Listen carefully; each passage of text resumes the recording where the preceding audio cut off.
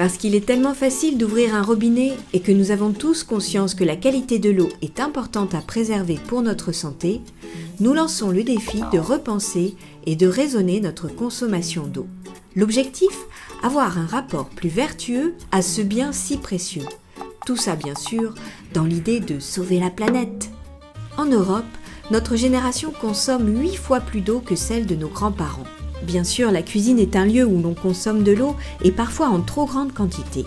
Alors pourquoi ne pas installer un mousseur au bout de notre robinet ? Celui-ci permet de diminuer le débit de l'eau. On réalise ainsi de 30 à 60% d'économie. Autre astuce de grand-mère, on peut utiliser une bassine pour laver ses légumes ou un arrosoir pour récupérer l'eau lorsque celle-ci chauffe. Cette habitude permet de mettre de côté de l'eau pour ensuite arroser nos plantes. Vous vous en êtes sans doute rendu compte, le plastique est omniprésent pour les boissons. Alors on vous propose quelques idées toutes simples pour réduire les déchets de notre alimentation. Boire de l'eau du robinet est un bien accessible à moindre coût. Si son goût vous déplaît, il existe des filtres à charbon ou des perles en céramique. On peut aussi la laisser s'aérer tout simplement. On opte pour la gourde, le thermos ou l'éco-cup pour nous accompagner tout au long de la journée. Il existe des pailles en inox ou en bambou. Pour le thé, le café et les tisanes, on achète en vrac pour varier les plaisirs. Les machines à piston et cafetières à l'italienne sont économiques et pratiques, moins gourmandes en énergie. Et pour les malheureux détenteurs d'une machine à café, il existe plusieurs alternatives comme des capsules en inox ou en plastique biosourcé à remplir soi-même. Pour la vaisselle, nous pouvons réduire l'usage des détergents ou des crèmes à récurer.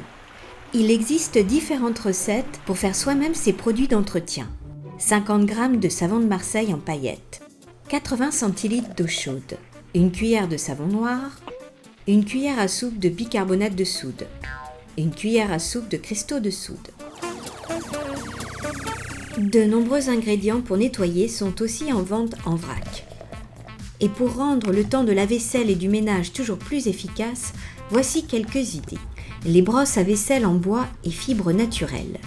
Le tawashi, éponge japonaise qui allie récup et nettoyage. Les caries tricotées. Les lingettes à réaliser avec nos chutes de tissu. L'éponge en sisal, idéale pour nettoyer vos légumes terreux. Cette éponge est également compostable une fois usée. Remplacer l'essuie-tout ou les serviettes jetables par des serviettes en tissu est un classique à remettre au goût du jour. Vous l'aurez compris, le défi est de taille. À nous de jouer.